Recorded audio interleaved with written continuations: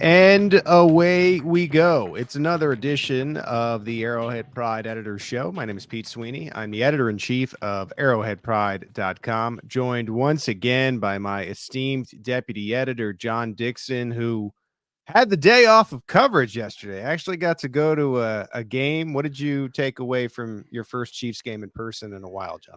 You know, it's funny when you don't do it for a while, you forget how loud it is in there. And it was loud. And I have only rarely been seated in the lower level as I was on Sunday.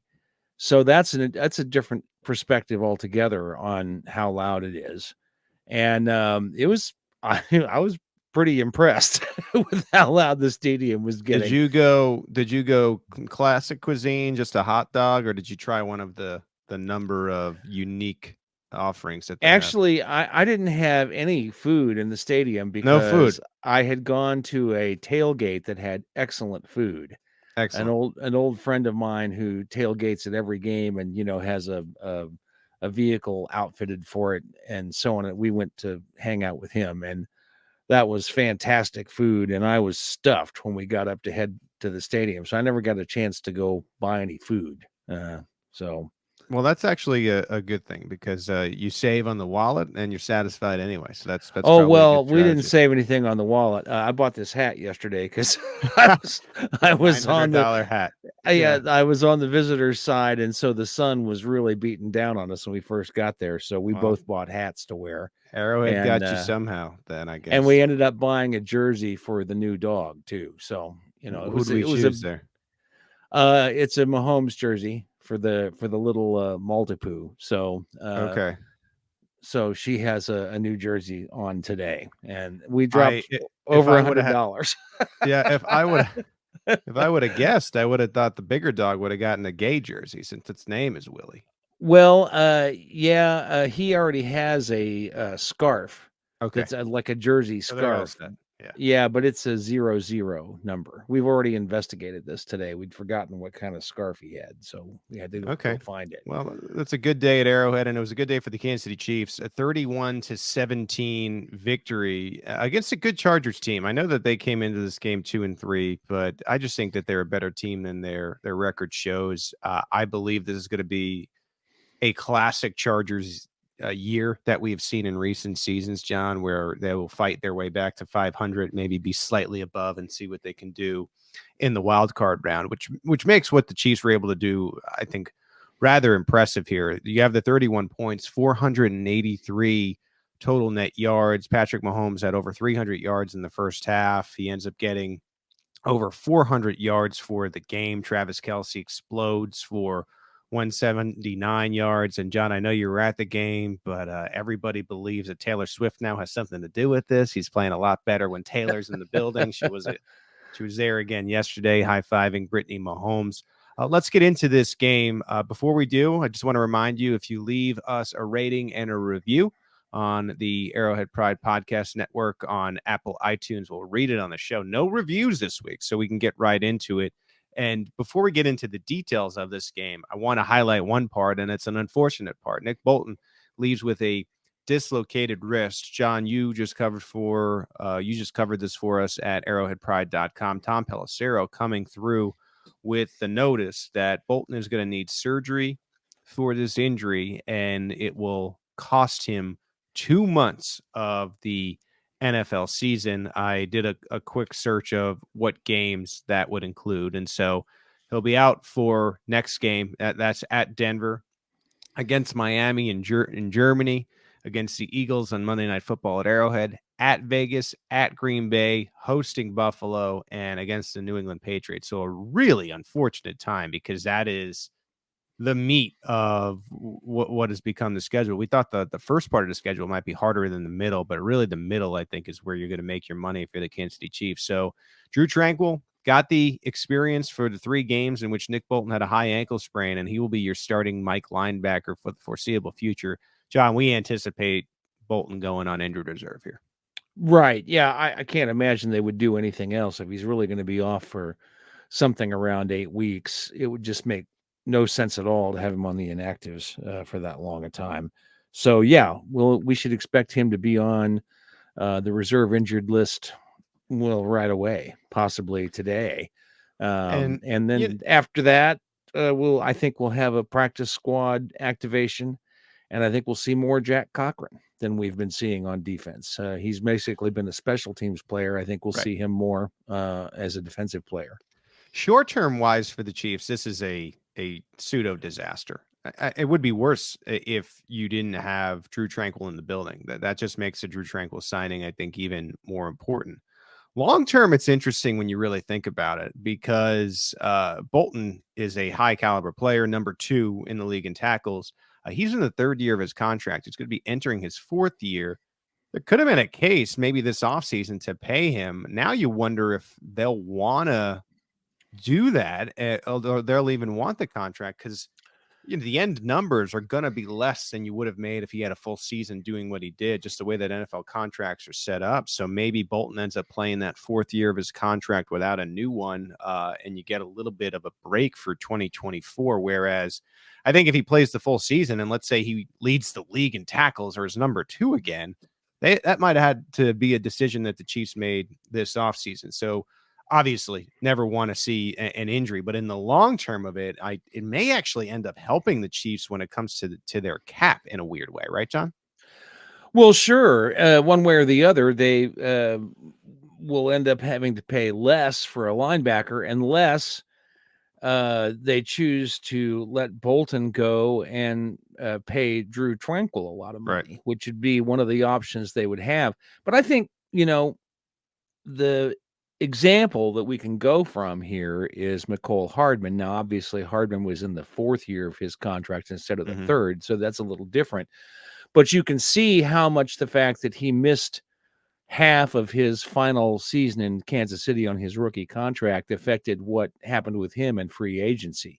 If he'd put in a full season, and he got to 700 or 800 yards, Right. given the circumstances that exist with the Chiefs wide receiver group, they might have given him a contract, because the one he got from New York wasn't really that expensive. I mean, they turned it into a deal that wasn't very painful to them, and the Chiefs could have done the same thing. And the whole wide receiver narrative at the beginning of the season might have looked much different if he hadn't been injured, but he was, and that's the way it goes sometimes.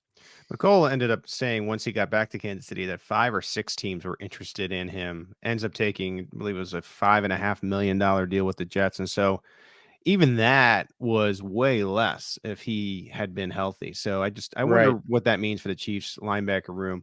You look at Bolton. Bolton is 23. Drew Tranquil is 28. Maybe you get both of these guys back in the building for next year where you're able, because I'd imagine Bolton now he's going to end up missing what, John, 10 games of this season. I Right. imagine he's going to want a do-over of your contract year. And he can do that with the Chiefs. And if they end up getting this a longer term deal, but short term in the sense of 28, 29-year-old player that wants to be here, the Chiefs don't like to necessarily do that. So I think it's going to have to be team friendly. I think you're looking at maybe having Bolton and Tranquil back for next season. Again, Tranquil's on a 1-year deal, but has made it explicitly clear already that he wants to stay in Kansas City. So we'll see how that goes. And with that, let's open up the Andy Reid press conference. If you want to listen to the full press conference, we have it available right now on From the Podium at arrowheadpride.com and of course our Arrowhead Pride Podcast Network on wherever you get your podcasts. But Andy Reid was asked about the impact of both Drew Tranquil and Mike Edwards. Here was Coach Reid from his Monday afternoon presser. Well, we were excited to get both of them, and because we knew what kind of players they were. Brett does a great job with all that. I'm saying we. I mean, he's the one doing this, not me. So he does a phenomenal job with that. But having played against them, I knew those are good football players, and adding them into the mix is a beautiful thing. So, anyways, that's wherever it goes from here, I can't tell you that. I don't know that, but I would tell you that we're glad we have them. And now they are really going to need that depth. And you're seeing Mike Edwards get more and more time, and he's making his presence known. I've said it on the podcast before, and I think it's worth saying again that he just seems to have this nose for the ball, and some players have that, and I think he brings that to the table, something that the Chiefs really haven't had in a long time. You also end up getting Charles Omenihu back in this game, but just the impact, John, of Tranquil and Edwards to this point, brought in as role players, and I think you wouldn't say that they're playing necessarily to like a starter level, but for the role that they've been brought in to do, Tranquil in being depth for that room and being able to come in and have spot starts and have that key sack late in the game against his former team. And then Edwards and what he's doing for that safety room, just really impressive signings by the Chiefs. And at the time we didn't think all that much of them. And they've proven to be pretty impactful here. Well, that's certainly true about Edwards. I think we had some kind of a sense that Tranquil was going to be a more of an impact player than you would typically see for somebody who has just been released from his rookie contract by a division rival. I mean, it was just so unusual to even see something like that, that you could get such a good deal on a guy that had previously been in your division playing against you. So just on the basis of value, I think we thought Tranquil was going to be good, but he's actually been surprisingly good, even for even disregarding how much he's being paid to be a backup player. And yeah, both of those signings were excellent. I thought Edwards might be used in a somewhat different way, more as a guy that they would put anywhere, but he's mostly just been a backup guy, as nearly as I can tell. But I'm not usually the guy to ask about that. So yeah, I think that you're starting to see more of him, and I wonder if that you continue to see that trend as we go along. Last game, for reference here on the snap counts, he ended up playing 21 snaps. That was increased by 10 snaps in this game from 40% to 49%. His most snaps that he played was against the Minnesota Vikings, 54% against the Vikings a couple weeks ago. It's been teetering around 50%. I wonder if you start to see that increased even to maybe higher, just because it seems like whenever he's in the game, he is making plays. All right, let's continue with Andy Reid. And we know about a game for Charles Omenihu, comes in, 2 quarterback hits, 1 sack. He has a deflection that gets the ball into the hands of L'Jarius Sneed. Andy Reid was asked today, what were some of the final conversations that he had with Omenihu before he ended up having this 6-week suspension? Yeah, just that he had a place to work out. He was going to stay on top of it. He had really worked hard during training camp. So, I mean, he put in a lot of extra time there at training camp and got himself in good shape and kind of understood what we were about here. And he wanted to play in the preseason games. He wanted to get enough reps there so he could have a little bit of that muscle memory coming back. And then he busted his tail. I mean, you got to hand it to the kid. When he was away, he worked hard and was able to come back in good shape. Now, I'm not telling you that he's not going to be sore today. I mean, he'll be sore, and but he's a tough kid. He'll work through it. Man, you look at all 3 of these signings in the offseason. We just talked about Drew Tranquil, and we talked about Mike Edwards, and now just discussing Charles Omenihu, and you kind of got a glimpse of what the offense, I should say, what the defense might look like moving forward with Omenihu as part of that mix. I thought it was very clear that on passing downs, what Steve Spagnuolo, Joe Cullen, the defensive line coach, have designed here is this defensive end melee where you put Karlaftis, you put Chris Jones, you put Omenihu, and you have Mike Dana there. And, at that point, you're not even necessarily needing to blitz. And with the coverage playing so well, just it's going to be tough to beat the Chiefs on offense. We saw the Chargers have some success in the second quarter, but then they were blanked the entire second half, which was really impressive. You go back to that offseason, these are 3 guys that weren't on the Chiefs that now they are. And, John, what have the cries been? What are the Chiefs doing at receiver? Why didn't they? So you look at the free agent receivers. I just pulled them up. I know that we all know about Odell Beckham Jr. and we all know about we all know about DeAndre Hopkins, and we've talked about that, about just how they got outpriced just based upon what the Right. Ravens did with Odell. If you look at the rest of the guys around the league, okay, say they had landed on Jacoby Myers with what he has been doing, maybe that one makes sense. But I just look at some of the other names that were out there. Juju, thank goodness that the Chiefs didn't bring him back. DJ Shark, Darius Slayton, Alan Lazard, Robert Woods. Instead, they chose to invest in these defensive players.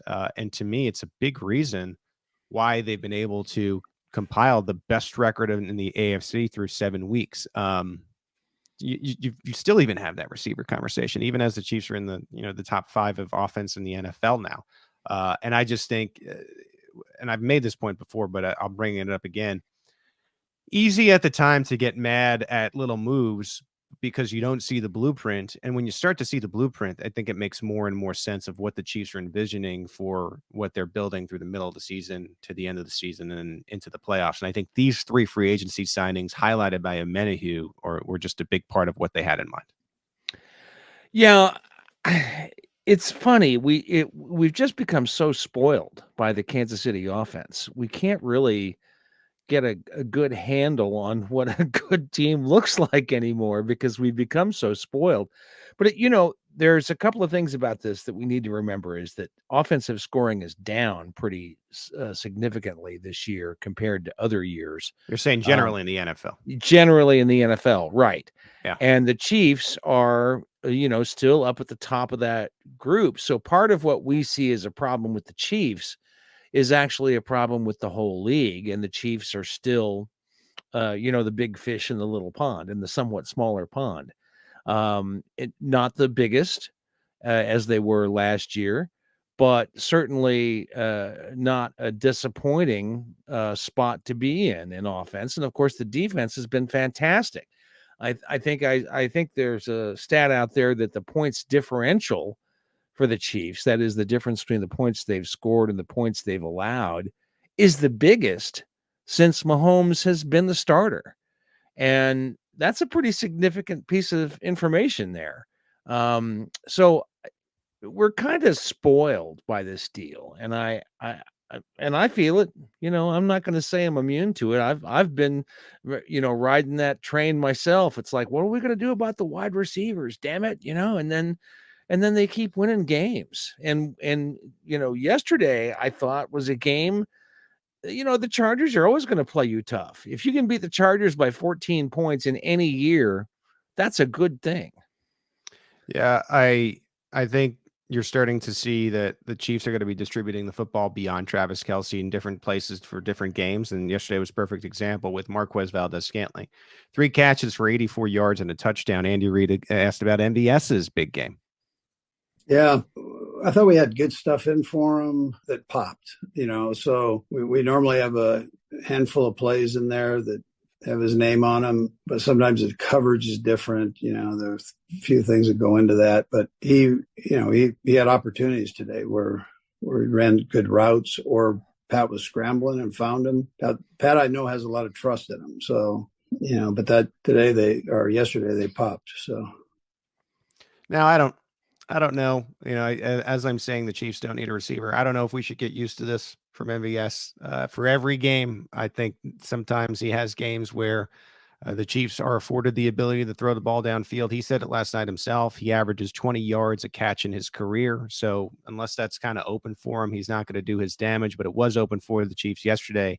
And the truth of the matter is too, John, on that horrible interception that Mahomes threw is one of his only mistakes of the day.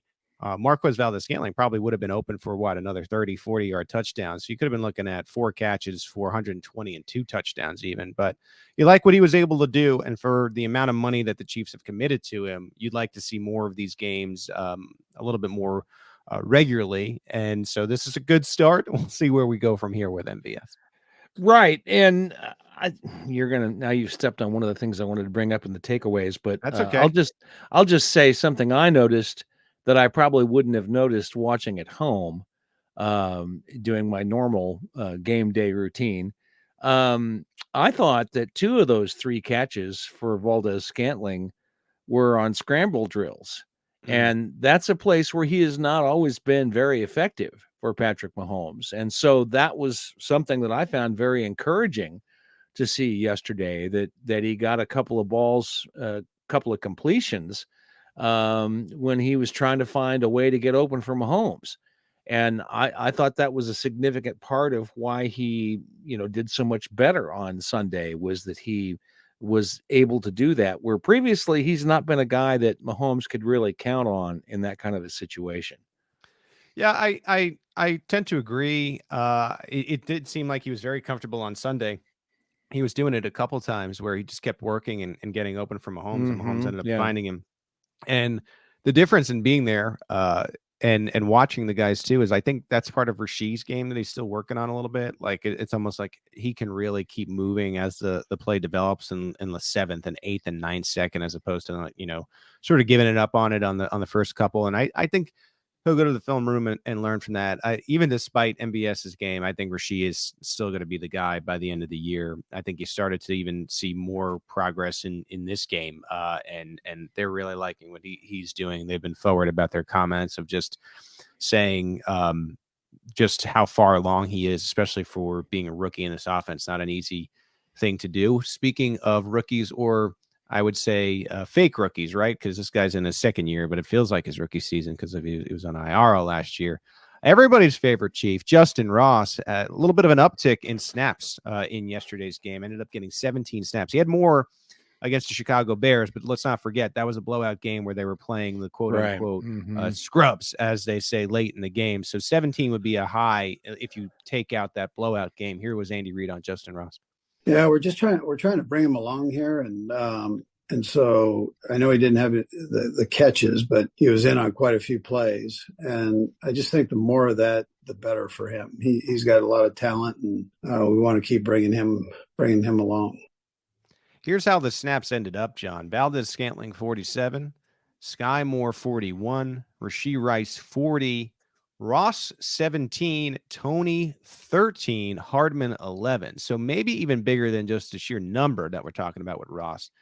To me, what stands out there is Ross 17, Tony 13, and no word on any injury or anything for Tony. That just ended up how the snaps turned out. Yeah, that's the thing. We look at these numbers and think that it really means something when sometimes it doesn't, when it just has to do with what receiver was in what package and how often that package was put on the field. I'm sure that if the coaches look at these numbers, they see it in an entirely different way than we do. I can tell you that I was watching for Ross real carefully because I've been real interested to see what happens with him this season, just because basically because so many people are interested in what goes on with him. And I would have said, yeah, he was on the field quite a bit yesterday without even looking at the snap counts. I'm not sure I would have thought it. I might have thought it was more than what it turned out to be just because of the number of targets that he got. And of course the penalty that he had was terrible. That's a really bad look for a young player to get called that way. And honestly, it looked like a really poorly thought through play for him. I mean, he just didn't look like he really knew what he was doing there. And I felt bad for the kid because we would all like to see him succeed. What a great story that would be. You always want a player to succeed anyway, right? Nobody wants these players to come in and do badly. We all want to see them succeed.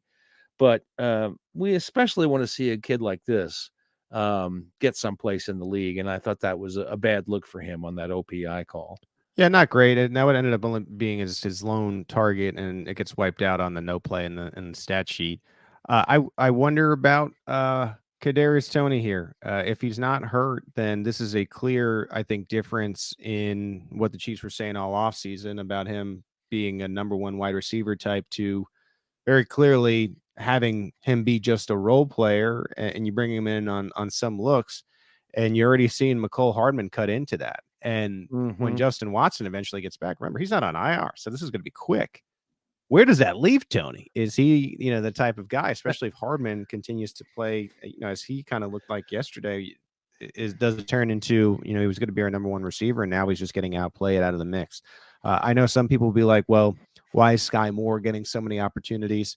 It's a fair question. I don't think you're seeing enough production for the amount of plays that he is getting. And eventually, and it's slower than the fan base would like. And this is always the case because the Chiefs want to give these guys ample opportunity. Eventually, you will see, I think, other receivers getting more snaps and more.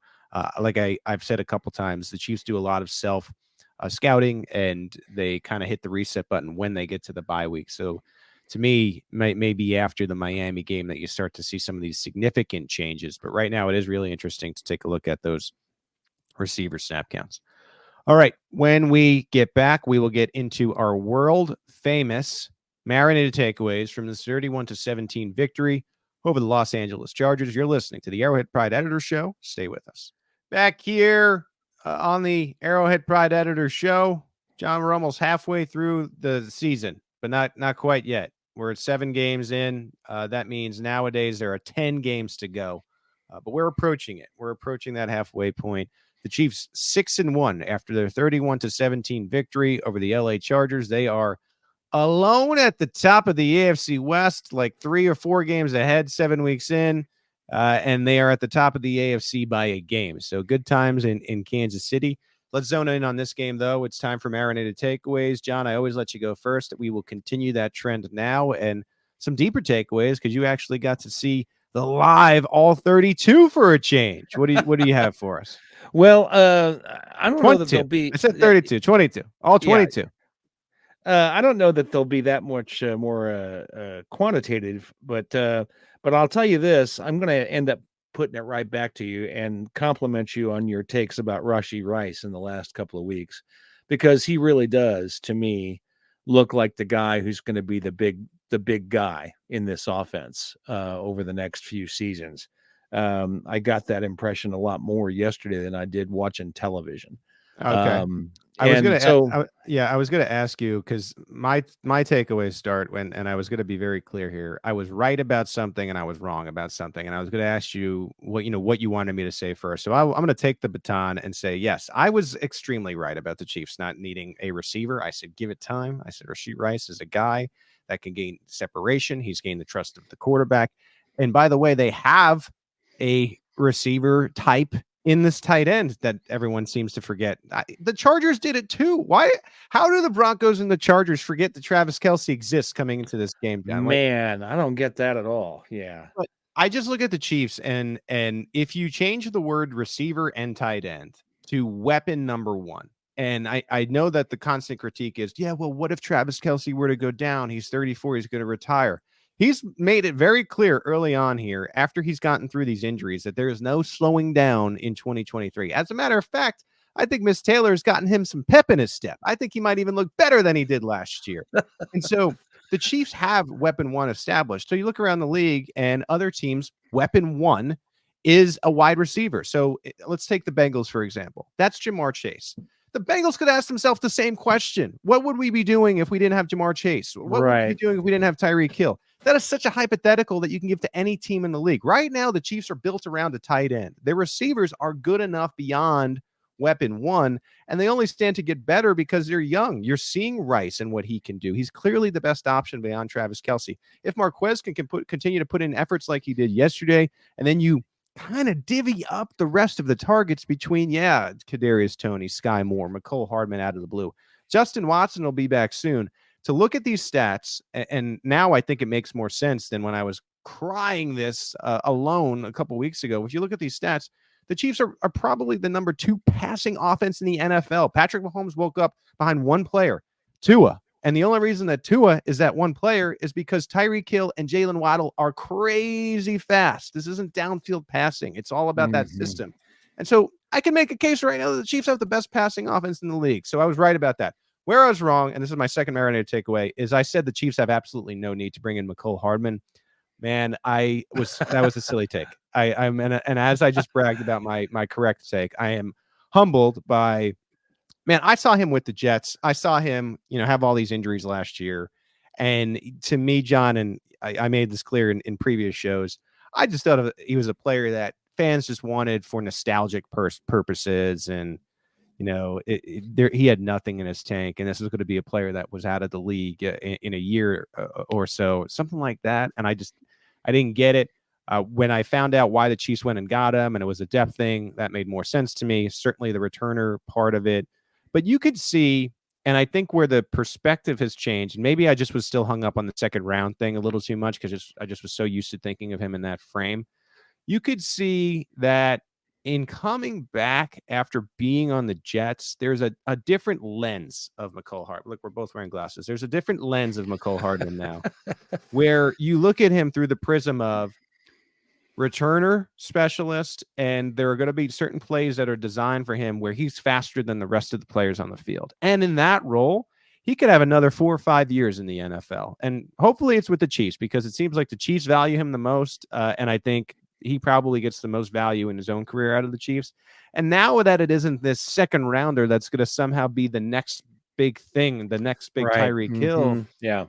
He's a great addition. And I just wasn't looking at him like that. I was looking at a player at the end of his career where in a weird way, now I'm sensing that I was wrong about that, and that this could be like a new beginning for McCole Hardman, which is really exciting, I think, and a nice little wrinkle to 2023. Yeah, Rocky Magana made that same point in his 5 things we learned from the game today, in different wording, of course, but pretty much the same idea that you're expressing, and I think it's exactly right. And if I know Rocky was compared to like how 1,800 horses were right. Something like that, right? Yeah. This is a point where I would like to mention the thing that bugs me about McCole Hardman and the way he's been seen on this team is this perception that he was brought in because they didn't know what was going to happen with Tyreek Hill. That may have been part of the equation when the Chiefs made the decision to bring him on board, but it wasn't the only part of it, I don't think. And let's remember, too, that the Chiefs knew a lot more about that situation than anybody else did at that point. And they had talked to him and they believed what he had to say, and it turned out that he was right.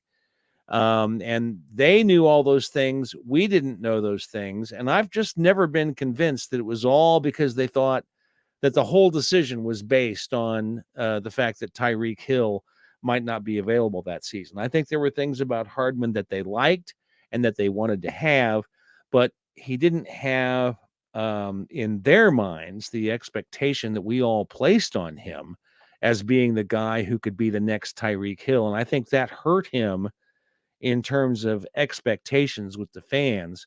And now that that's not part of the equation any longer, he can just be the guy who is the speedy guy on the team that can be a returner and come in for certain packages. I think both you and Rocky are making an excellent point that this is an opportunity for him to change the narrative about him in a way where he can be successful with really not doing a whole lot for the team. And you know what? You're starting to see, and it's been a few years for us covering this team in Kansas City, you're starting to see the value of burning a 53-man roster spot on a returner. And it doesn't necessarily need to be someone that does something else on the team. There's so much value in someone specializing that. Hell, we just saw, what did we see at halftime, John? Dante Hall. Right. Made the Chiefs Hall of Fame. And what a perfect time in this version of the Chiefs and this week of the Chiefs 2023 season for that to happen, because I think Hardman solidified his role in the Chiefs. Even as Watson gets back, I think it'll just be the 7 receivers again.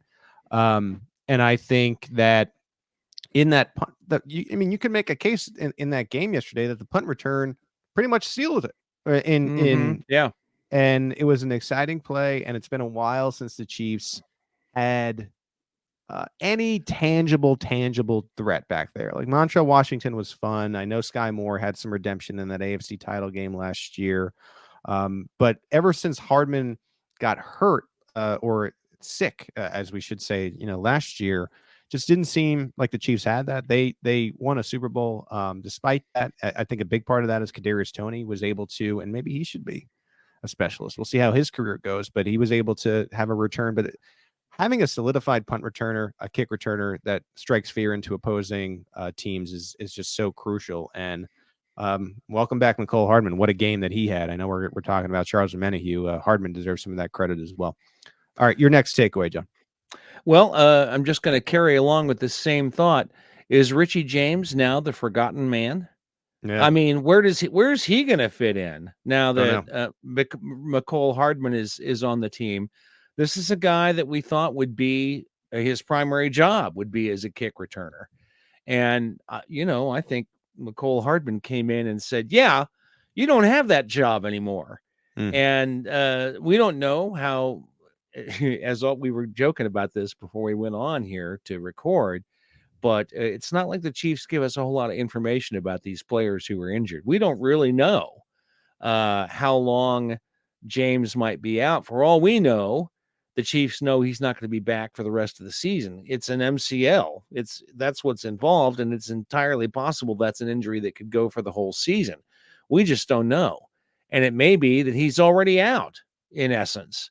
It's not clear. That one's a little strange because they said MCL and not knee, whereas that is always, if they know that typically is going to be a longer injury than the classic, like, we just got to get him off his feet for a month and train that knee and whatnot. So I tend to think it's a longer term injury. I don't know if it's for the season. That is intriguing. If he does come back, I don't see the Chiefs cutting a receiver. I'll say that much. Yeah. So it does remain to be seen how they operate.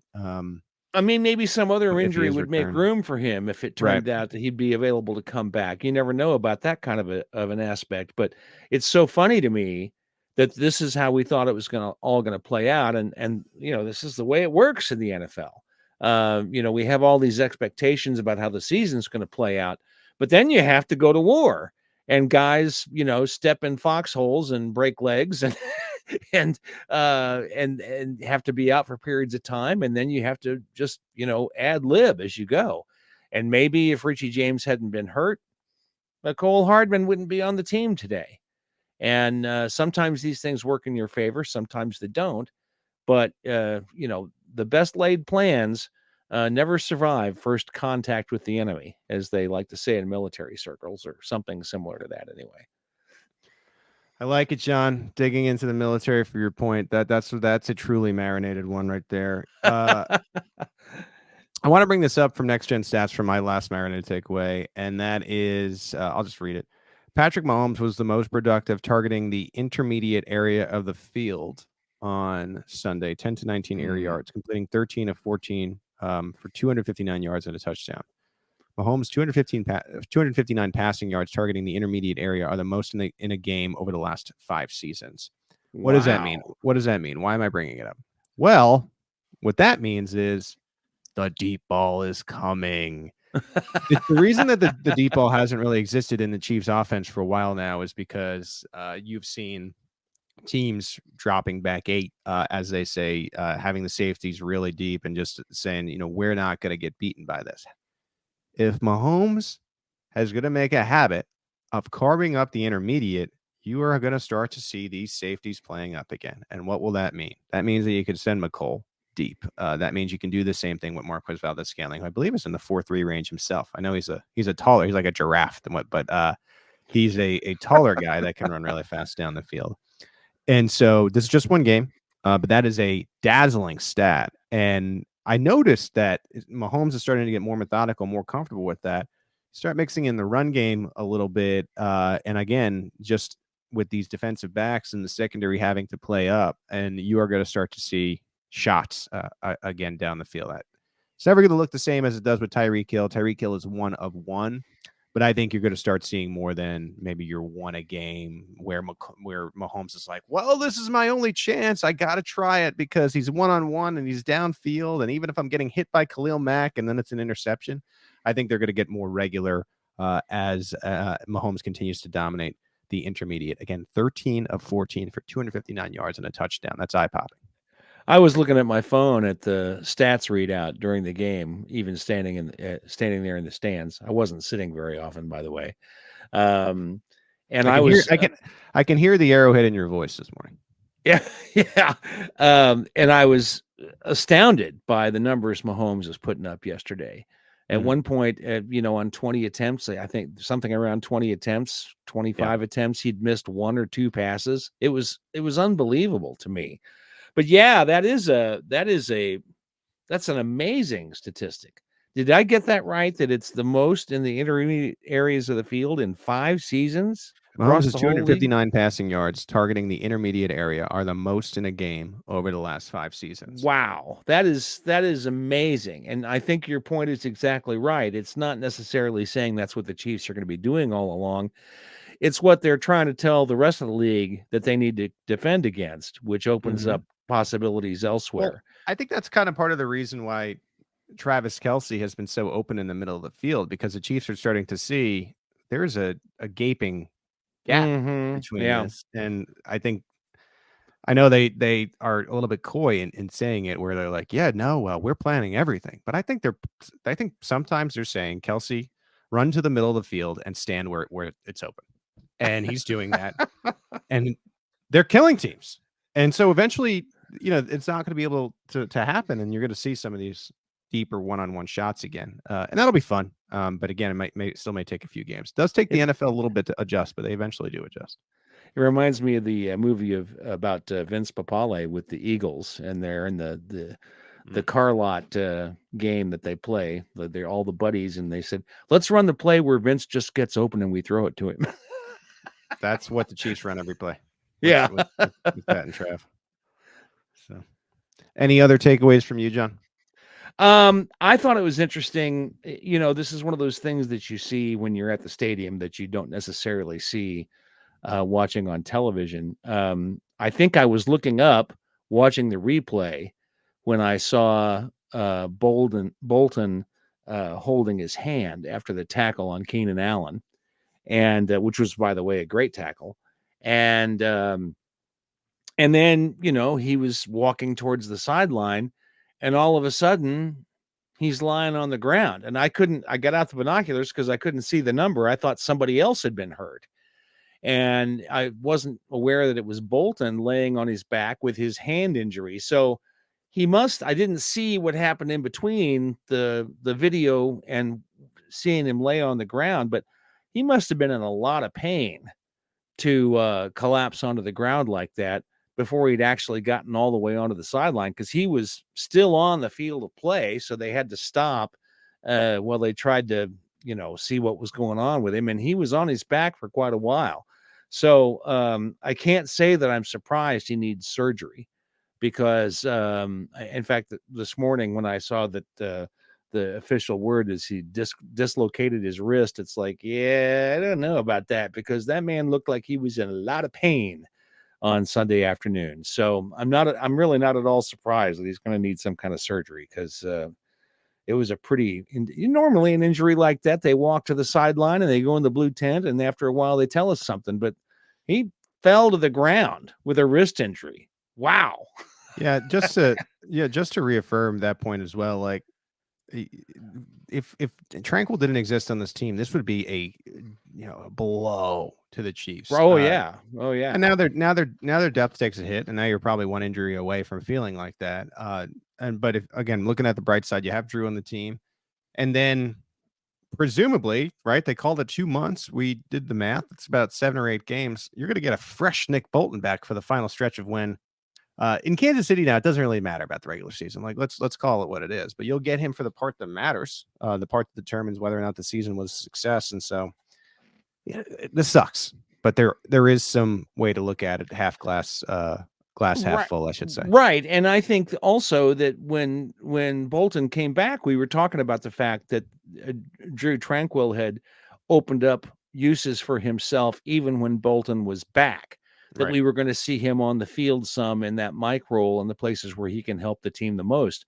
And when Bolton is back and Tranquil has been out there for 7 or 8 games, however long Bolton is out, that's only going to increase what they feel they can do with him. So, yes, it sucks that Bolton got hurt, and it's going to be a blow over the short term. But I think when we look at what the defense is going to look like at the end of the season, we're going to go, well, that was bad, but look what's happening now, Right. So. All right, those are our marinated takeaways in this Chiefs and Chargers game, and now we flip the page to the Denver Broncos. John, you did our opening odds for the second Chiefs Broncos game in 3 weeks. I don't want to watch it, but I'm gonna. What do we have as far as a point spread? I think it was 8.5 points. I meant to bring that up so I wouldn't have to guess. I think it was 8.5 points. A little lower than it was the last time, which is about what we should expect, I suppose. Yeah, you're right. It was, That's right. 8.5. I just double checked. It was 10.5 the last time. And they ended up making that spread. In fact, they've made the spread on the last 2 games, which is kind of unusual for the Chiefs. I always see people say, don't bet the spread when you're betting on the Chiefs, but this year they've actually done pretty well against the spread. So there's that if you're planning on making any bets on this game. But the Broncos are a mess right now, and they picked up a win here recently. I guess that was on Sunday. Yeah. I'm surprised that they were able to beat the Packers. Yeah. I'm not saying I think the Packers are one of the best teams in the NFL, but I just thought that they would be a better team than the Broncos. So the Broncos get some confidence in that. I think this is one where coming off of a victory, and it looks like Javonte Williams was healthy for this game. He had 15 carries for 82 yards. He was starting to get his health back in the last game against the Chiefs. Still have some weapons. I don't think this is a team you necessarily want to look past. And this is also desperation mode. Same thing that we've had now. This will be 3 weeks running, where if the Broncos are going to have any shot at the postseason, they need to continue to put these wins together now. And so this is in their building. You know that regardless of the records, John, these Broncos fans are going to be loud because they are sick of losing to the Kansas City Chiefs, and we'll end up seeing what happens in this game. The start time for this one is 3:25 p.m. local for the Chiefs and the Broncos. So another division game for the Chiefs. Chiefs have an opportunity to go 3-0 in the AFC West ahead of their matchup in Germany against the Dolphins and then the bye. So you know that Andy Reid certainly would like that. I talked to somebody yesterday who is traveling to Denver for that game, which would be fun. It'd be all kinds of fun to go to Denver for a Chiefs game. Mm-hmm. And they're getting on the plane in Denver and flying to Frankfurt. Oh, they're doing the 2-weeker. Yeah. So that's how the other half lives, folks. That's great. Good to know. Best of luck. Hopefully that person brings back 2 wins for all our readers at arrowheadpride.com. Thank you to Steve. Thank you to John. Again, a little bit shorter version of the Arrowhead Pride Editor Show today. If you like the Arrowhead Pride Editor Show, please leave us a rating and a review. We'll read it at the top of every show. We still are cooking with our newsletter, John. It's called Arrowhead Pride Premier. We have an annual option. We have a monthly option. If you like Arrowhead Pride Premier, you can get the link. I believe Steve is putting it in our description now, so you can click the link and find out more about it right here on Apple iTunes or wherever it is that you get your podcast. I mentioned Steve. I mentioned John. My name is Pete Sweeney. Thank you for joining us on another edition of the Arrowhead Pride Editors Show.